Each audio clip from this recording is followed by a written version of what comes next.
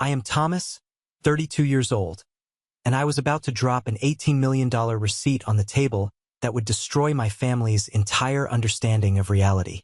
But before I tell you about the silence that was loud enough to break glass, let me know where you guys are watching from in the comments. I always love seeing how far these stories travel. It started, as most disasters in my life did, at the Gilded Lily. It's one of those restaurants in Manhattan where the lighting is too dim, the menus don't have prices, and the waiters look like they just walked off a runway in Milan. We were there for my grandma Evelyn's 80th birthday. It was supposed to be her night, but as usual, the gravitational pull of the room had shifted entirely to my older brother, Julian. Julian was 34, handsome in that effortless, annoying way, wearing a bespoke suit that probably cost more than my first car. He was holding court at the head of the table, swirling a glass of red wine that was older than me. Next to him sat Sarah, his fiancée, who looked exhausted, and across from him were my parents, Robert and Sylvia, looking at him with that glossy-eyed adoration that made my stomach turn. I sat at the far end of the table, next to Aunt Martha.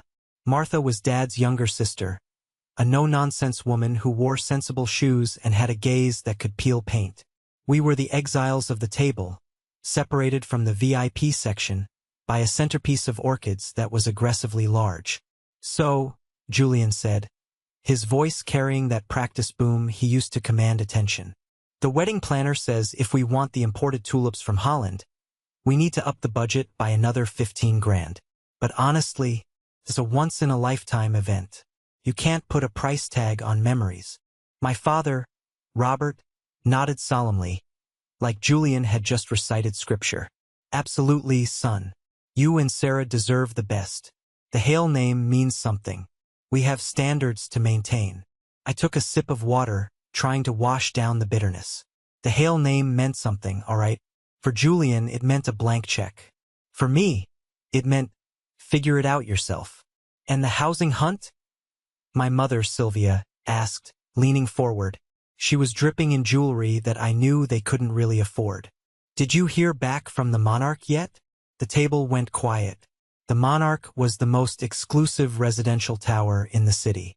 It was the kind of place where billionaires lived, where the doorman knew your blood type, and where the views of Central Park cost a human soul. Julian cleared his throat, adjusting his silk tie. He looked a little flushed. "Well, we're still negotiating. The board is incredibly stiff. They have these archaic rules about liquidity. But I'm confident. Once they see the vision for my new consulting firm, they'll understand who they're dealing with." I saw Aunt Martha roll her eyes so hard I thought they might get stuck. She leaned over to me, whispering, "Consulting firm? Is that what we're calling unemployed but with a nice business card these days?" I stifled a laugh. "Be nice, Auntie. He has a vision." Julian's eyes snapped toward us.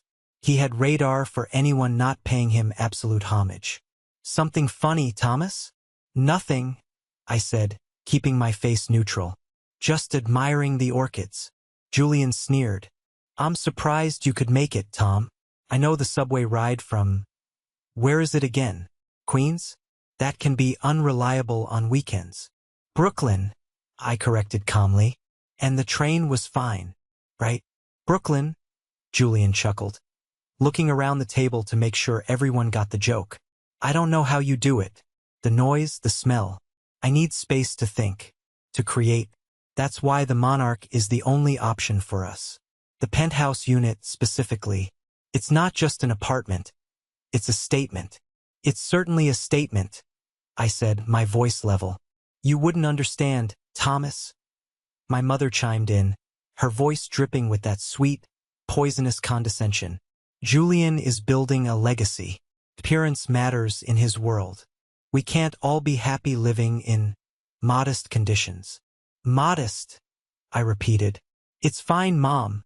Julian waved a hand dismissively. "Thomas has his little computer projects. We have real-world business. Oh, by the way, Tom, did you park that rental car out front?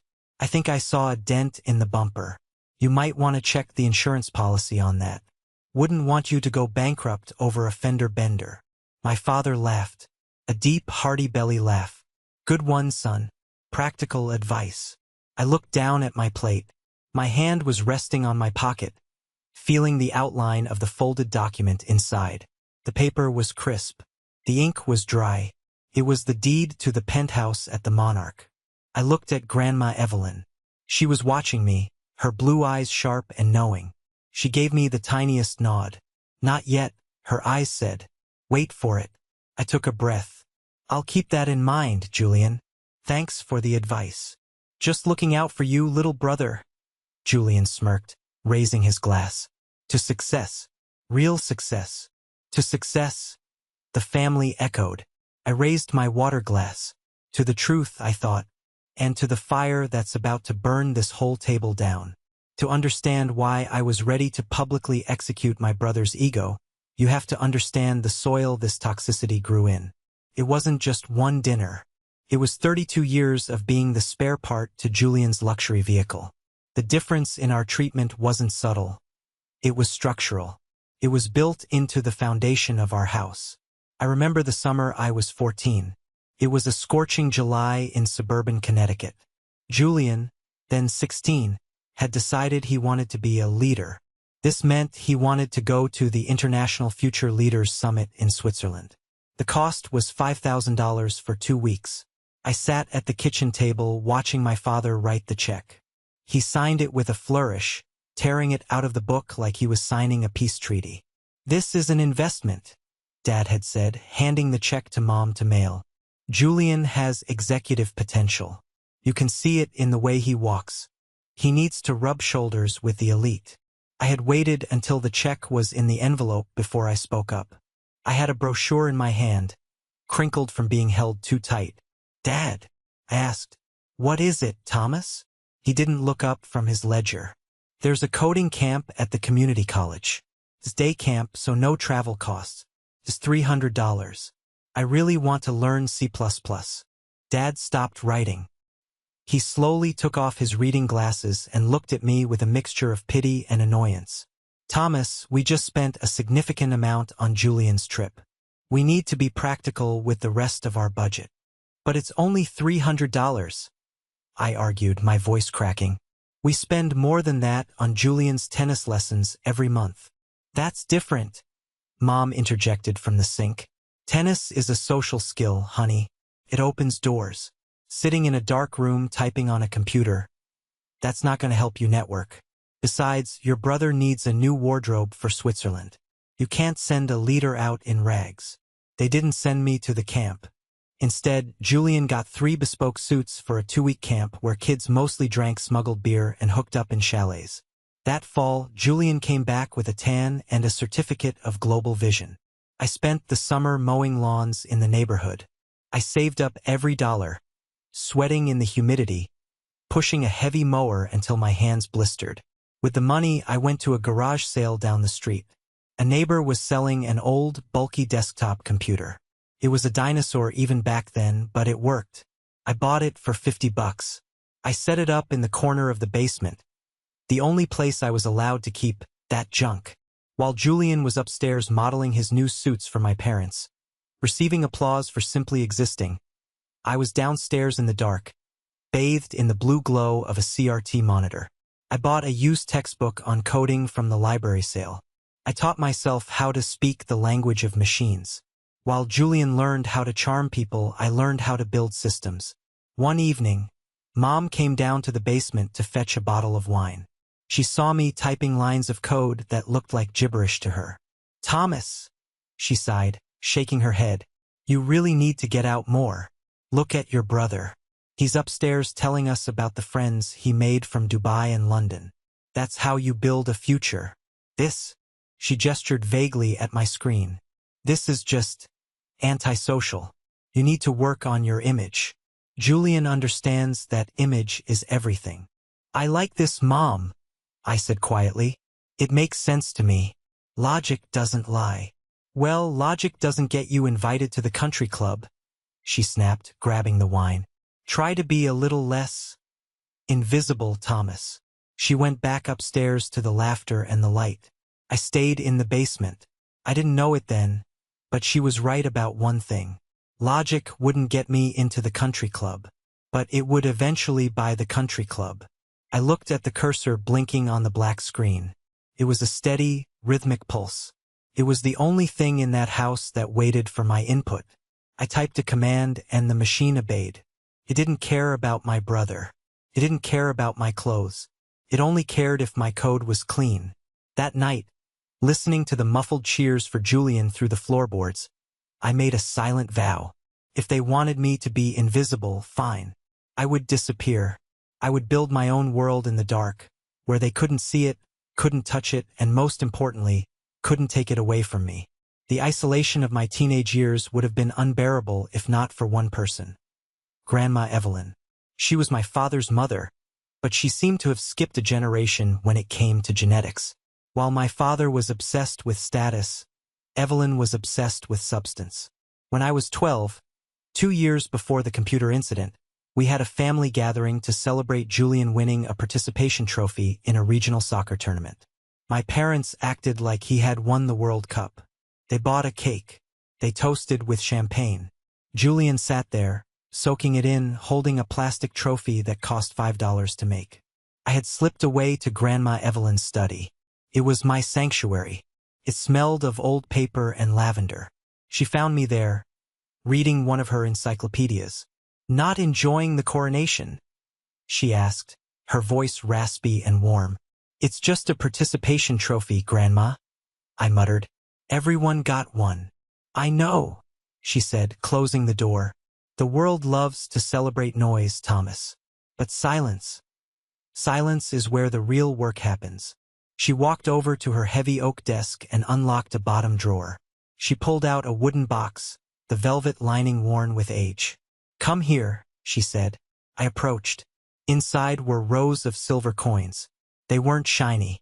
They were dull, some almost black with tarnish. "These," she said, picking one up, "are Mercury dimes, and these are Morgan dollars. My father started collecting them during the Depression. They don't look like much, do they?" "They look dirty," I admitted. She smiled. "That's tarnish. It happens when silver sits for a long time. But underneath, the solid silver. Real value. Your father, he likes things that sparkle. Chrome, glass, new paint. But chrome rusts, paint chips. This," she pressed a heavy coin into my hand. "This holds its weight." I looked at the coin, felt heavy, cold, and substantial. "I want you to have this collection, Thomas," she said. My eyes widened. "But shouldn't Julian get it? He's the oldest." Grandma Evelyn laughed, a dry, sharp sound. "Julian would sell these to buy a watch that stops ticking in a year. Or he'd polish them to make them shiny and ruin their numismatic value. You appreciate things as they are. You understand that value isn't always visible." She gripped my shoulder. "Listen to me closely. Some treasures grow quietly in the dark. Not everything of value needs to shine brightest at first glance. Let them overlook you. It's a superpower. When they don't see you coming, they can't stop you." That box of coins became my first secret. I didn't tell my parents. I didn't tell Julian. I took them to my room and I studied them. I went to the library and looked up their values. I learned about grading, about mint marks, about the fluctuations of the silver market. That was the spark. I realized that there was an entire economy operating beneath the surface of the visible world. While my parents focused on salaries and cars, depreciating assets, I became obsessed with appreciation. By the time I was 15, I was selling some of the lesser duplicates from the collection online. I didn't spend the money on clothes or games. I reinvested it. I bought underpriced collectibles from eBay, vintage comics, rare stamps, misprinted baseball cards, and flipped them for a profit. I remember sitting at dinner one night. Julian was bragging about a new pair of sneakers that cost $200.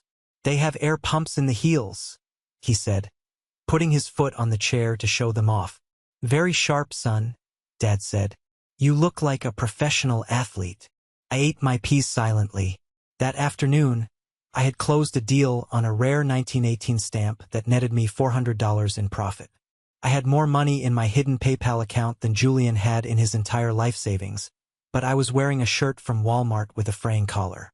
Thomas, Mom said, looking at my shirt. You really need to take better care of your clothes. You look like a vagrant. Sorry, Mom, I said. Why can't you be more like your brother? She sighed. He takes pride in his appearance.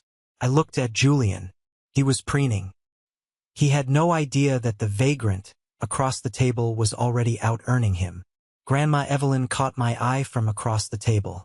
She didn't smile, but she tapped her finger against the table. A slow, rhythmic beat. Value in the dark. That night, I didn't feel bad about my shirt. I felt powerful. I had a secret engine, a machine that generated freedom, and they didn't even know it existed. They thought I was falling behind, but I was just playing a different game entirely.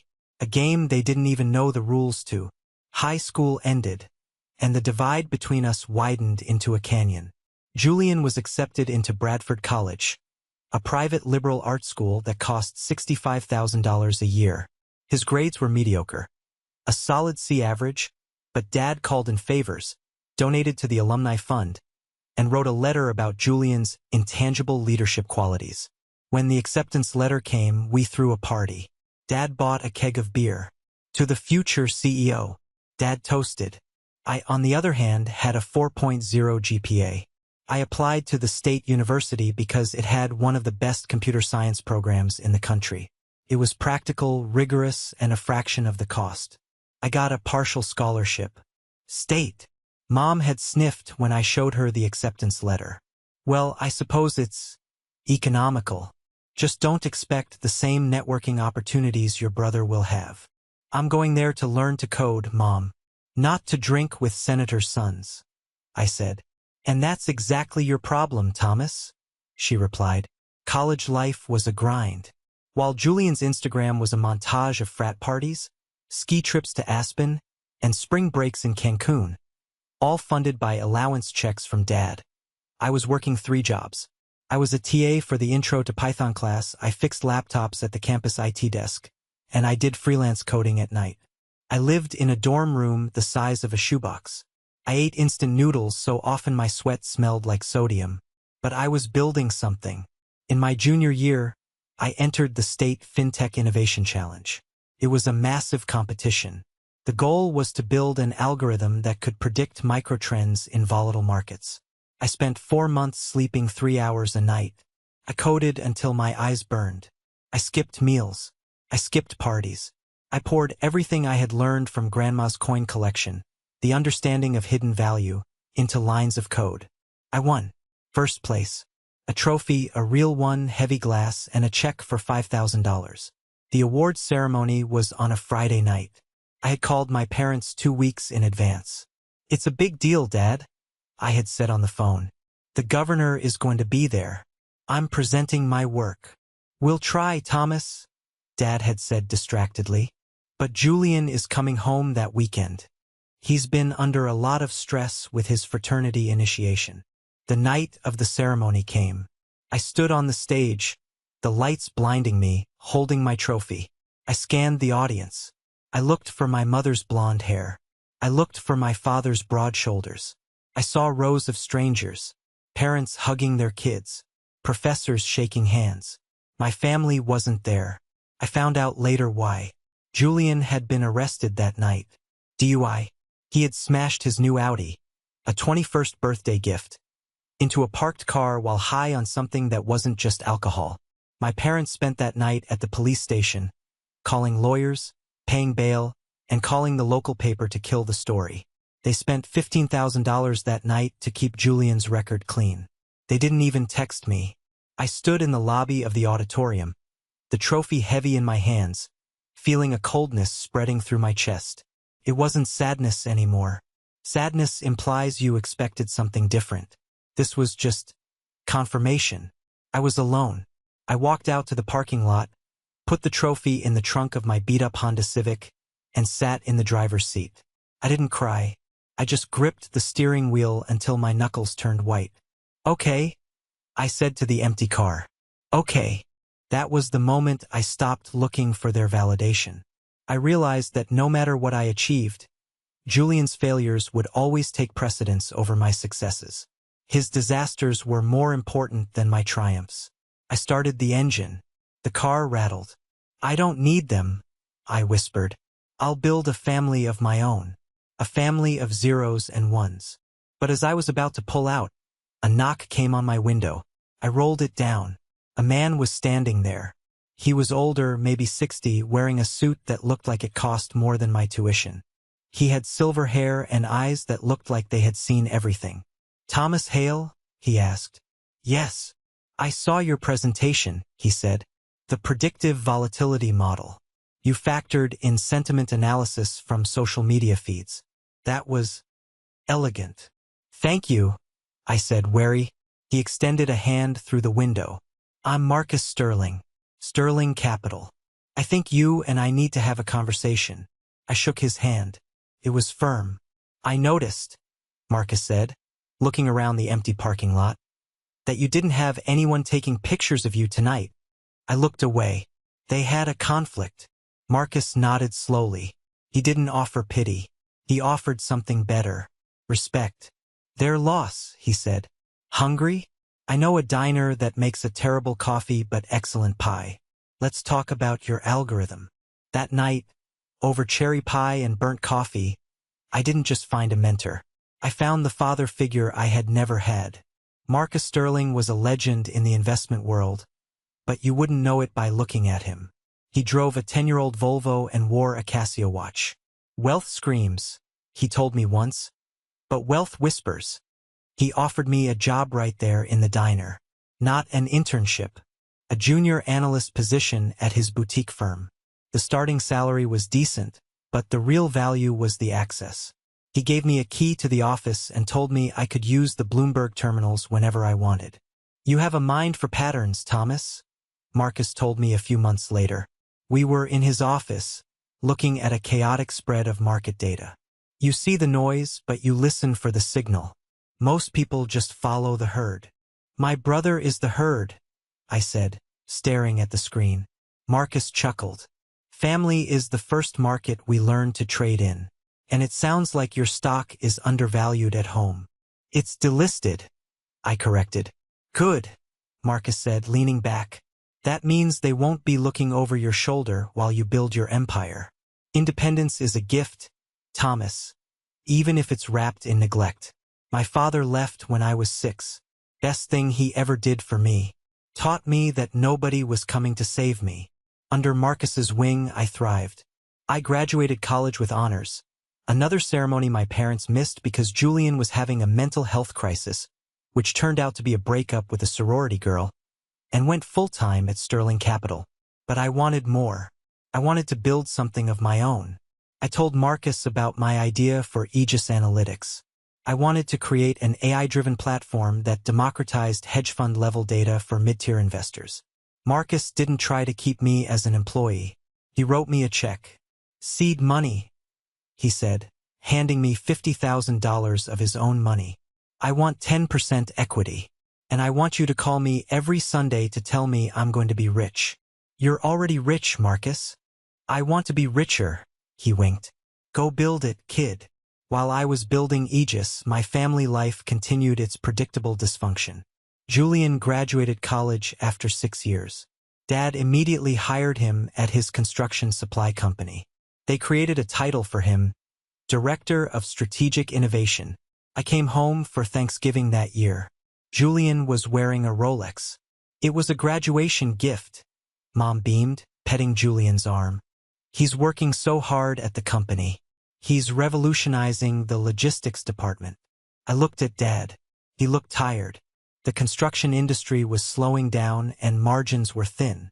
"How are logistics, Julian?" I asked. "Complex," Julian said, taking a massive bite of turkey. "We're thinking of rebranding. New logo. New website. The image is too industrial. We need to be sleeker." "We sell drywall and lumber, son," Dad said gently.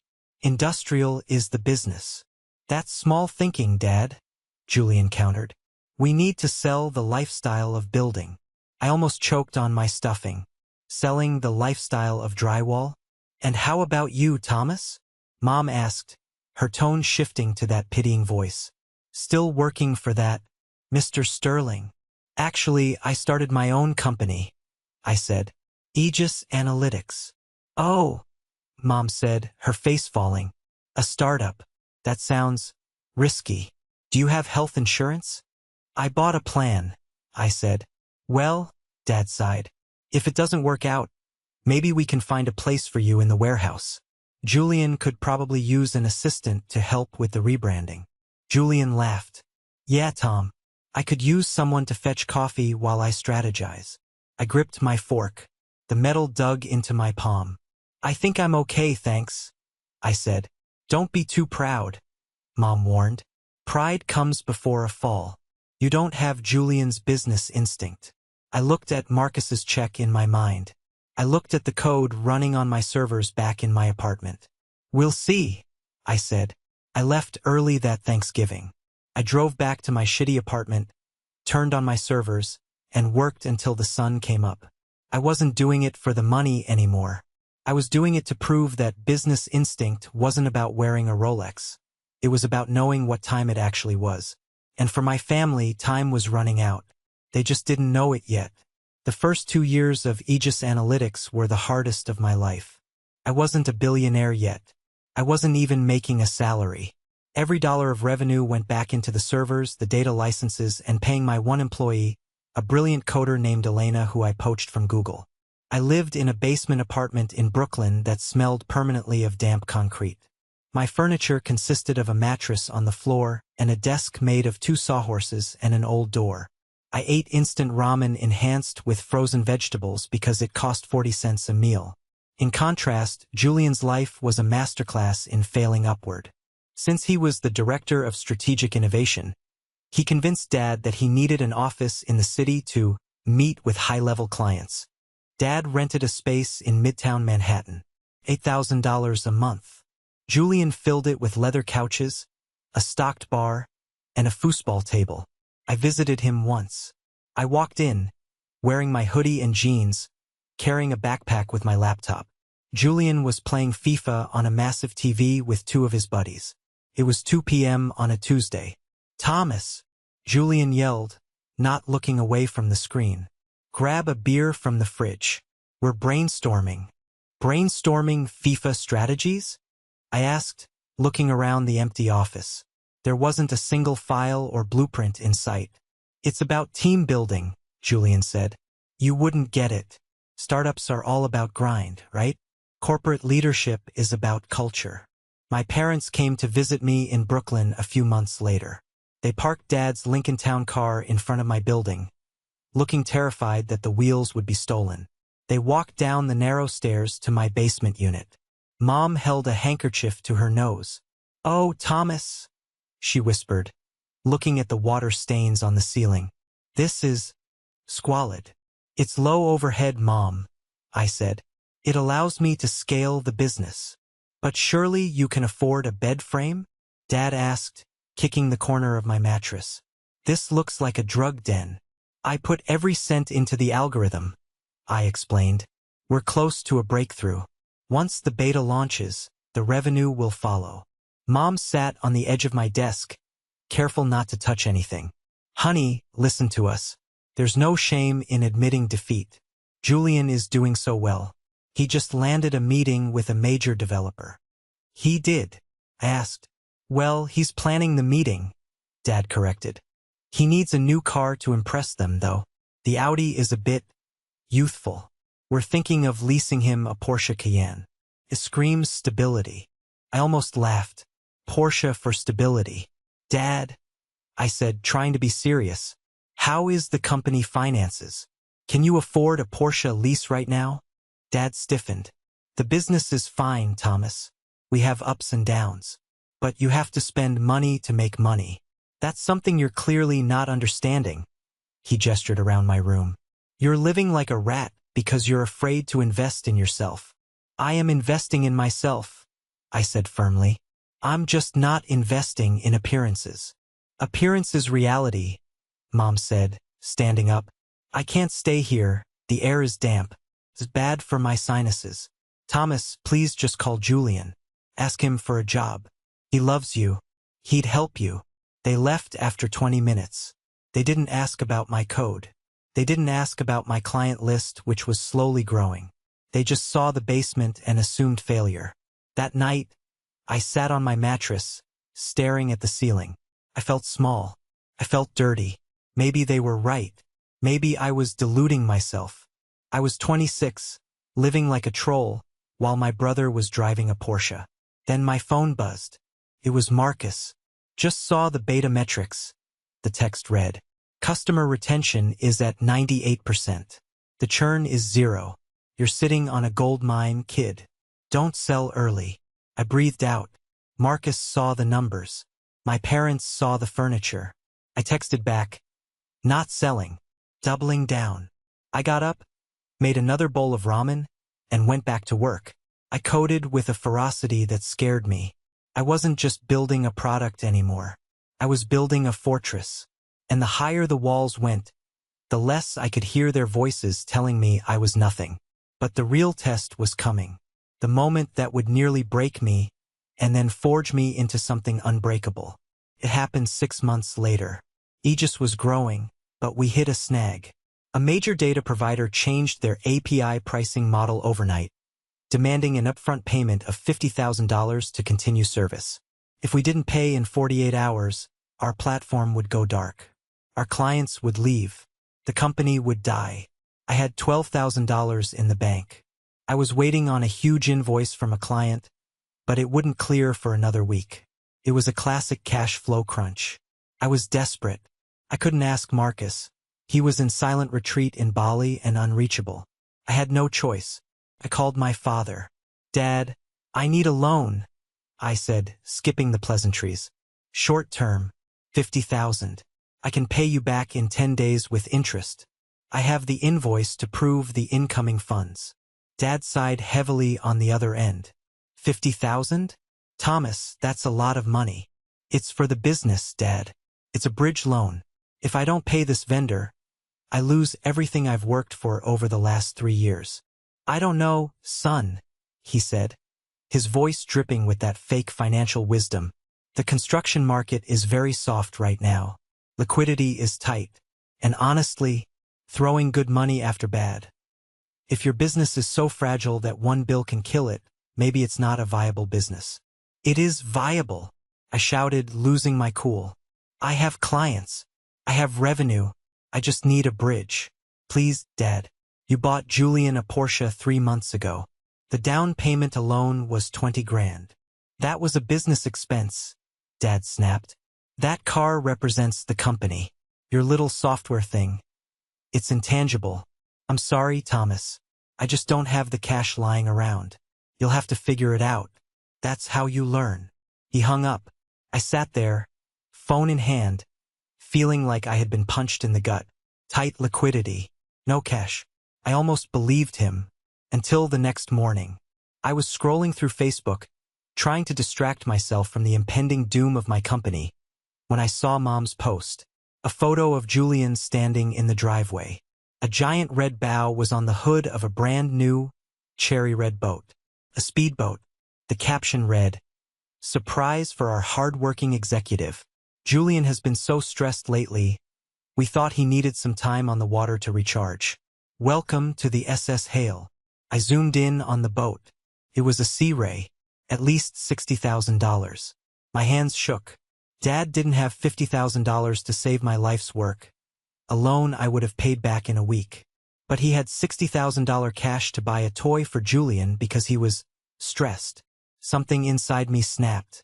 It wasn't a loud snap. It was a quiet, cold fracture. The last tether of loyalty I had to them was severed. I deleted the Facebook app. I had 24 hours left. I looked at my accounts. I had $12,000. It wasn't enough to pay the vendor. I did something reckless. Something Marcus would have killed me for. I took the $12,000, my entire personal and business savings, and I logged into a high-risk options trading account. I had been tracking a volatile biotech stock, Virogen. My algorithm, the one Dad called intangible, had flagged a massive accumulation pattern that morning. The news hadn't hit the wire yet, but the math said something big was coming. It was a 99% probability of success according to my code. But there was that 1% chance I would lose everything. I stared at the buy calls button. That's how you learn, Dad had said. Watch me learn. I whispered. I bet it all. Every cent leveraged to the hilt. I didn't sleep. I watched the ticker. At 8:30 a.m. the next day, Virogen announced FDA approval for a breakthrough cancer drug. The stock didn't just go up. It went vertical. My $12,000 position exploded. It doubled. Tripled. By 10 a.m., it was up 4,000%. I sold. The balance in my account settled at $492,000. I paid the vendor $50,000. I stared at the remaining $442,000. I didn't call Dad. I didn't call Mom. I didn't post it on Facebook. I realized then that the tight liquidity was a lie. Their love was the only thing with tight liquidity, and they had spent it all on Julian. I took a breath. I was safe. And more importantly, I was dangerous now, because I had capital and I had no emotional debt left to pay. That $500,000 was the fuel Aegis needed. I didn't buy a boat. I hired 3 more developers. I upgraded our servers. I launched the premium version of the platform. Within 18 months, Aegis was generating $2 million in monthly recurring revenue. Then came the acquisition offer. A major bank wanted our tech. They offered $45 million. I sat down with Marcus, who was back from Bali and very happy with his 10% stake. Do you want to sell? Marcus asked. No, I said. I want to acquire. Atta boy, Marcus grinned. Instead of selling, I leveraged the company's valuation to buy out a competitor, the very data company that had threatened to cut me off. I bought them. I fired the manager who had refused my extension request, and I integrated their data into Aegis. My personal net worth crossed the $50 million mark shortly after my 30th birthday. I moved out of the basement. I didn't move to the Monarch yet. I moved to a nice, secure luxury building in Brooklyn. It had a doorman and a gym, but it was understated. I drove a Volvo just like Marcus. I kept it all a secret. To my family, I was still getting by. When I visited home, I wore simple clothes. I let them pay for dinner, which they did with a heavy sigh and a lecture about charity. Why? Because I knew them. If they knew I had $50 million, Julian would suddenly have a vision for a hedge fund that needed funding. Dad would need a bailout for his crumbling supply company. Mom would want a vacation home in the Hamptons. They would drain me dry, not out of malice, but out of entitlement. They believed family assets belonged to the family, which really meant Julian. So I played the role. I was the struggling tech guy. How's the little computer business? Julian would ask at Christmas, swirling his scotch. It keeps the lights on, I'd say, sipping water. That's good, he'd patronize me. We had a rough year. The boat needed a new engine.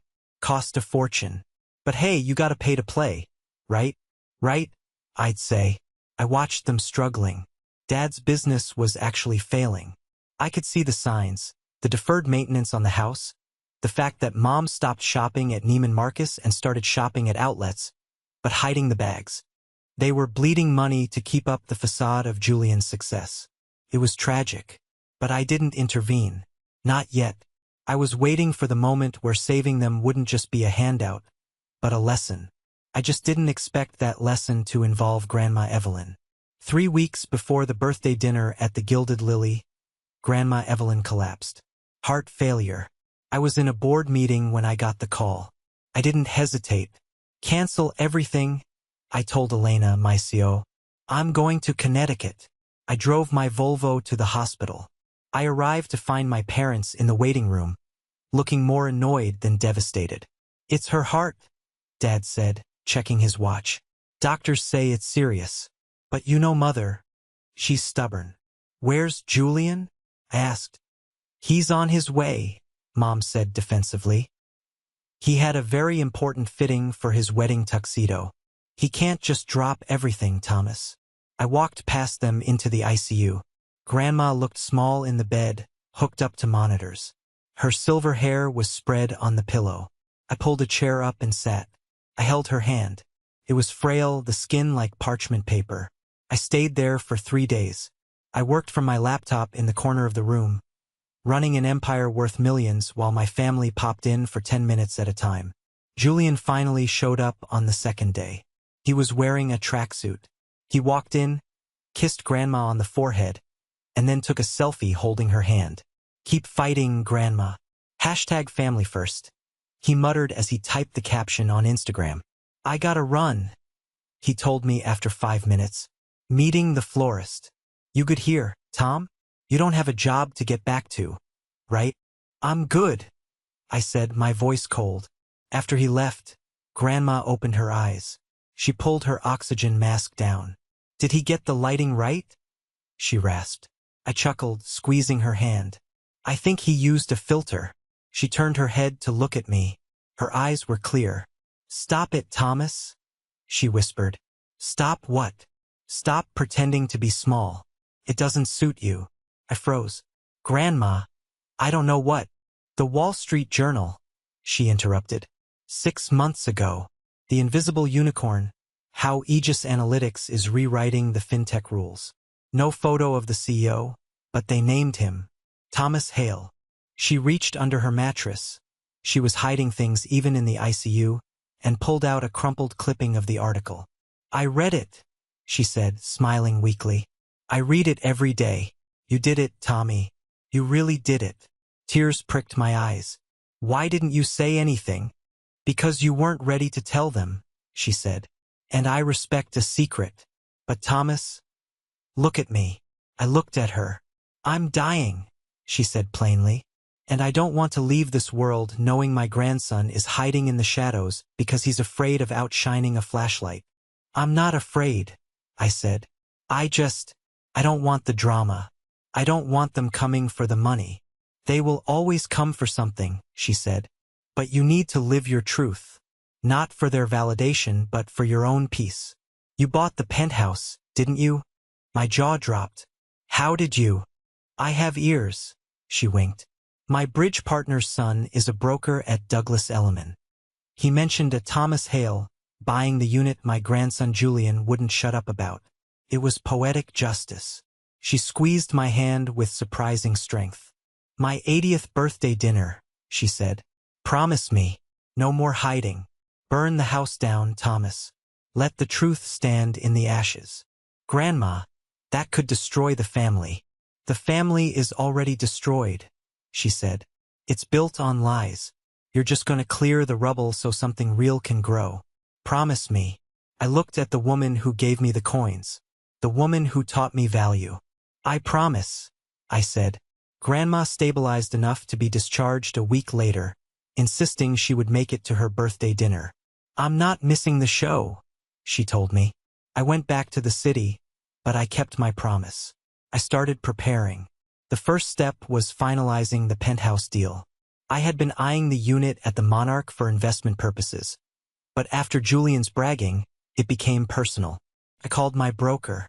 "The penthouse A unit," I said. "I want to close. Cash. Expedited." "Mr. Hale," the broker said. "We have another interested party." "Julian Hale? Relation?" "My brother," I said. "Ah, well, to be honest, his application was rejected. Insufficient income verification and his guarantors, his parents, didn't pass the liquidity stress test. But he's insisting he can find co-signers." "He won't," I said. "Send me the papers." That afternoon, I decided to do some due diligence on my parents' financial situation. If they were trying to guarantee an $18 million apartment, they must be desperate. I used my own company's software. It's amazing what public records and credit headers can tell you. What I found made my blood run cold. My father hadn't just had a slow year. He was drowning. The business was technically insolvent. And worse, I saw a pending application for a second mortgage on their house. The house my grandfather built. The house Grandma Evelyn lived in. They were mortgaging the family home to pay for Julian's wedding and to try and secure the lease for him. They were willing to risk Grandma's roof to buy Julian a party. I stared at the screen, a mixture of rage and sorrow washing over me. This was the practicality Dad always preached about? Risking homelessness for a wedding reception? I printed the documents. I folded them and put them in my jacket pocket, right next to the deed for the penthouse. The stage was set.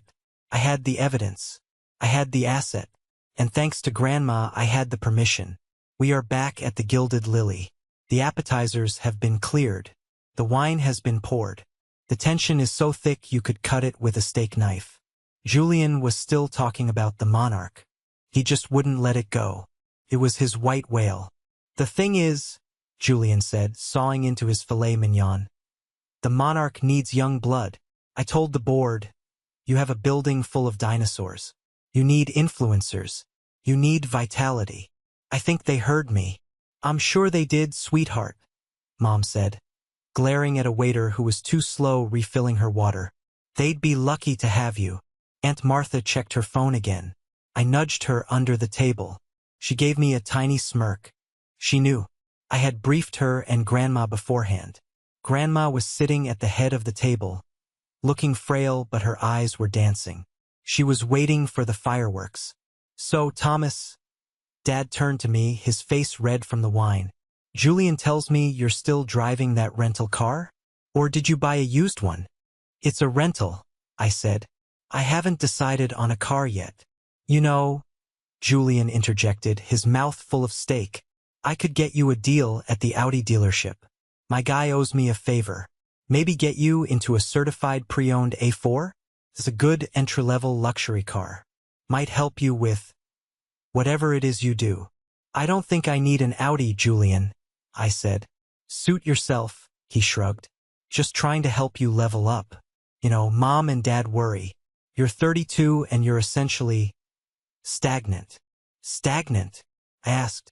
Yeah, no assets, no real career, no wife. You're just kind of floating.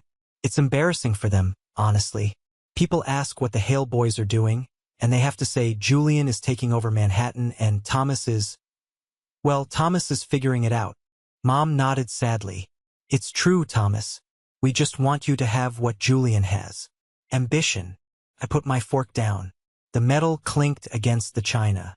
The sound silenced the table. Ambition, I repeated. Is that what we call it? Is mortgaging Grandma's house to pay for a wedding ambition? The color drained from Dad's face. What did you say? I know about the second mortgage, Dad. I said, my voice steady. I know the business is insolvent. I know you're drowning in debt to fund Julian's lifestyle. That is private family business.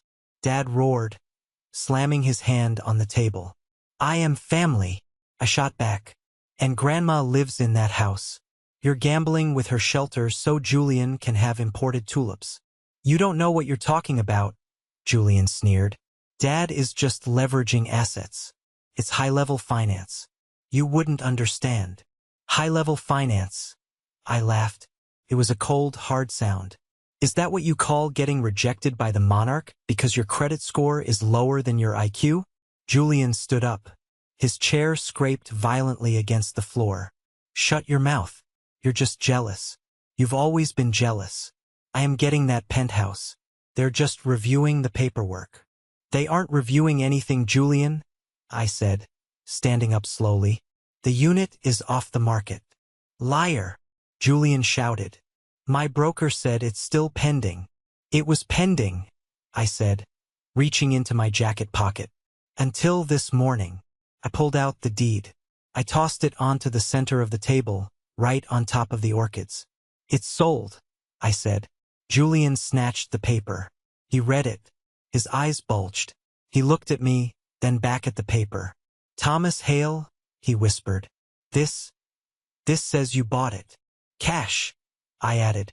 $18.5 million. The silence that followed was absolute. It felt like the air had been sucked out of the room. My father dropped his fork. It hit the plate with a harsh clang that made everyone flinch. 18 million? Dad stammered. Thomas? How? Did you steal it? Is this illegal? It's funny, I said, leaning forward. You assume I'm a criminal before you assume I'm successful. No, Dad, I didn't steal it. I earned it. Remember that little computer thing? It's called Aegis Analytics, and it's worth $200 million.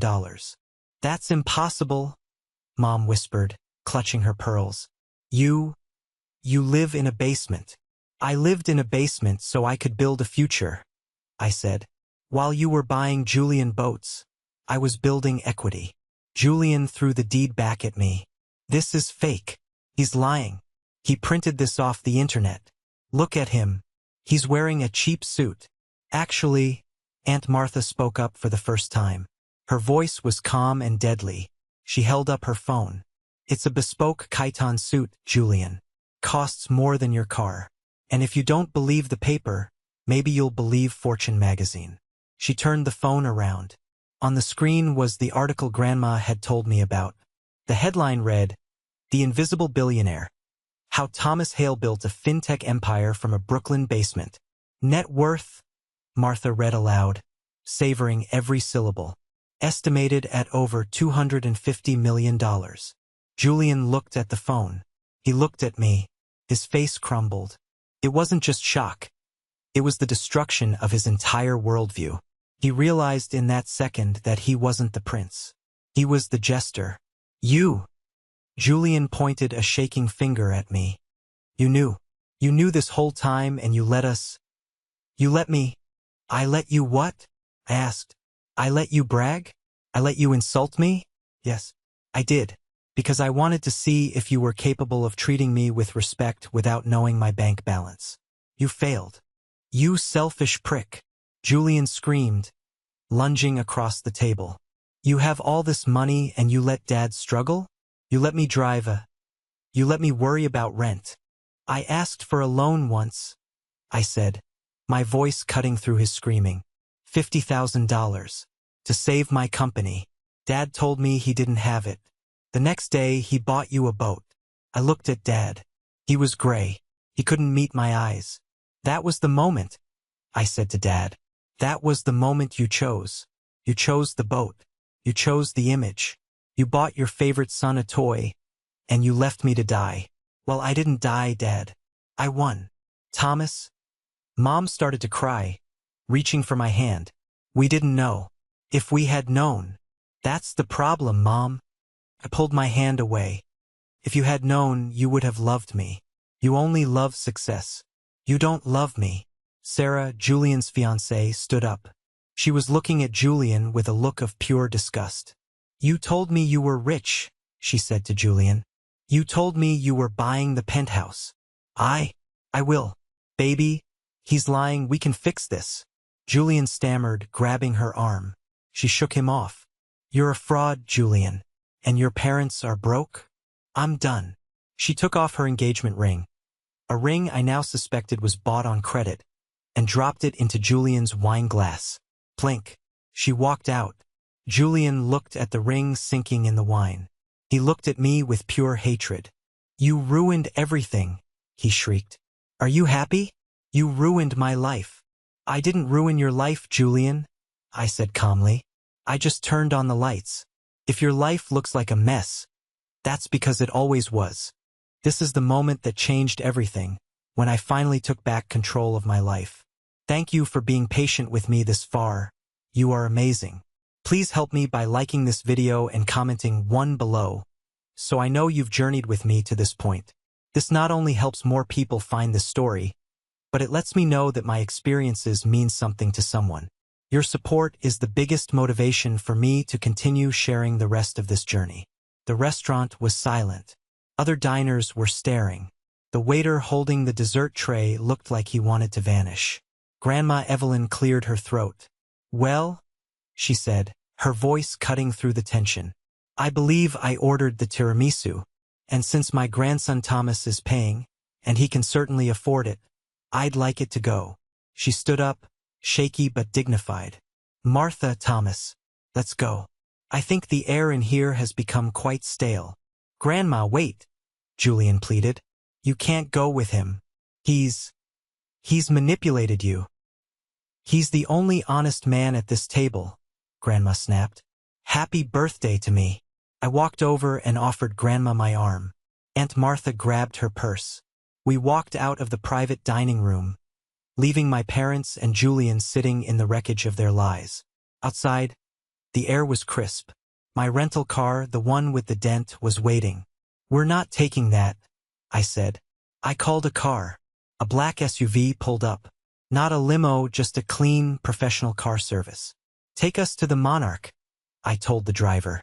"The Monarch?" Aunt Martha asked. "We're going there now?" "It's fully furnished," I said. "I bought the model unit. It's better than the hotel." That night, we sat on the terrace of the penthouse, overlooking the glittering skyline of Manhattan. Grandma sat in a plush armchair, wrapped in a cashmere blanket I found in the closet. "It's a nice view," she said, looking at the city. "Better than the view from your basement." "Much better," I agreed. My phone blew up all night. 30 missed calls from Mom. 20 from Dad. A string of abusive texts from Julian ranging from threats to begging for money. I turned my phone off. "So," Aunt Martha said, sipping a tea, "what happens now?" "Now," I said, "I pay off the mortgage on Grandma's house so she doesn't lose it, but the title goes in my name. Dad and Mom can live there, but they answer to me." "And Julian?" Grandma asked. "Julian is on his own," I said. "For the first time in his life." Grandma nodded. "Good. Sink or swim." The next morning, I woke up in a bed that cost more than my college tuition. I walked out to the living room. Grandma was asleep in the chair. She looked peaceful. She never woke up. She passed away in her sleep that night, in the penthouse she encouraged me to buy, after seeing her invisible grandson finally be seen. Her funeral was 3 days later. It was the hardest day of my life, but also the most clarifying. My parents and Julian were there. They looked like ghosts. The swagger was gone. Julian looked disheveled. He hadn't shaved. Dad looked 10 years older. They tried to approach me at the graveside. "Thomas," Dad said, his voice trembling. "About Mother's house. The bank called." "I handled it," I said, not looking at him. "The mortgage is paid. The house is safe." "You're welcome." "Thank you," he choked out. "And about us. Can we talk?" "Not today," I said. "Today is for Grandma." I walked away. I didn't offer them a ride. I got into my car and drove back to the city. I needed time. I needed to mourn the only person who saw me when I was in the dark. For a month, I went no contact. I blocked Julian. I sent my parents' calls to voicemail. I focused on Aegis. I focused on furnishing the penthouse properly. I focused on healing. But I knew I couldn't ignore them forever. I owned the house they lived in. And despite everything, I didn't want to be cruel. I just wanted justice. I received a letter from Julian. Not a text, a handwritten letter. "Thomas," it read. "I'm broke. Sarah sued me for the deposit on the venue. Dad fired me because he can't afford my salary anymore. I'm sleeping on a friend's couch in Queens. I know I was a jerk. I know I don't deserve it. But I need help. Real help. Not money. I need to know how you did it." It was the first humble thing he had ever said. Then Dad called. He left a voicemail. "Thomas, it's Dad. I'm retiring. I'm closing the business. It's over. I just wanted you to know. And I'm sorry. I'm so sorry." I listened to the message 3 times. I realized that by winning, I had forced them to face reality. The illusion was gone. They had hit rock bottom. I called Dad back. "Meet me at the diner," I said. "The one where I met Marcus." The diner hadn't changed. It still smelled of burnt coffee and bacon grease. Dad was sitting in a booth. He looked small. The bluster, the master of the universe persona, was gone. He was just an old man in a frayed polo shirt. I sat down. "You look tired, Dad," I said. "I am tired," he admitted. "I've been tired for 10 years, Thomas. Trying to keep up appearances. It's exhausting. The mortgage, the cars, the club memberships. We couldn't afford any of it. But I couldn't stop. I thought, if we look successful, we would be successful." "That's not how it works," I said gently. "I know that now," he sighed. "You proved that." He looked at me, tears forming in his eyes. "Why didn't you tell us?" he asked. "Why did you let us treat you like a failure when you were this?" Because if I told you, I said, you wouldn't have been proud of me. You would have been proud of the money. And you would have given it to Julian. Dad flinched. He opened his mouth to argue, then closed it. He nodded slowly. You're right, he whispered. God help me, you're right. I would have. He reached across the table. I failed you, son. I saw Julian as a reflection of who I wanted to be. Charming, popular. And I saw you as, I don't know. You were quiet. You were intense. You scared me a little. You reminded me of the parts of myself I didn't understand. I was just working, Dad. I know. And I'm sorry. I can't undo it. But I want you to know. I am proud. Not of the money, but of the man you are. You saved Grandma's house. You didn't have to do that. She was the only one who believed in me, I said. I know, Dad said. She was always smarter than me. I took a breath. Here's the deal, Dad. I'm setting up a trust. It will pay the taxes and maintenance on the house. You and Mom get a modest monthly stipend, enough to live comfortably, but not enough for Porsches or country clubs. You retire. You enjoy your life, but the checkbook is closed. That's more than fair, he said. And Julian, I added. He gets nothing. Dad nodded. He needs to learn. Exactly. I met Julian a week later. I didn't invite him to the penthouse. We met in a park in Queens. He looked rough. He had lost weight. He was wearing jeans and a t-shirt, no bespoke suit in sight. Thanks for meeting me, he said, staring at his sneakers. You said you wanted to know how I did it, I said. Yeah, he laughed bitterly. I always thought you were just weird, locked in the basement. I didn't know you were building a rocket ship. I wasn't building a rocket ship, I said. I was building a life raft, because I knew this ship was going down. Julian looked at me. I hated you, you know, growing up. You were so sufficient. You didn't need anyone. I needed everyone to like me. I needed Mom to praise me. I needed Dad to fund me. I felt like a balloon. If they stopped blowing hot air into me, I'd just shrivel. And now I've popped, he said. I have nothing. No fiancé, no job, no money, no status. You have yourself, I said. That's what Grandma tried to tell you. Yeah. He wiped his nose. So, are you going to give me a job? Make me a janitor at your company to humiliate me? No, I said. I'm not giving you a job, and I'm not giving you money. Julian's shoulders slumped. Right? I figured. But, I said, handing him a card. I spoke to Marcus. He knows a guy who runs a logistics company in Jersey. Entry level. Hard work. Loading docks. But if you show up, shut up, and work, you can move up. Julian took the card. Loading docks. It's honest work, Julian. Pays a salary. You rent a small apartment. You pay your own bills. You build your own value. Just like the coins. The coins. Grandma's coins. She gave them to me because she knew I wouldn't polish them. Don't polish yourself, Julian. Just be real. He looked at the card for a long time. Then he looked at me. Thomas, he said. I'm sorry. For the rental car comments. For everything. I know, I said.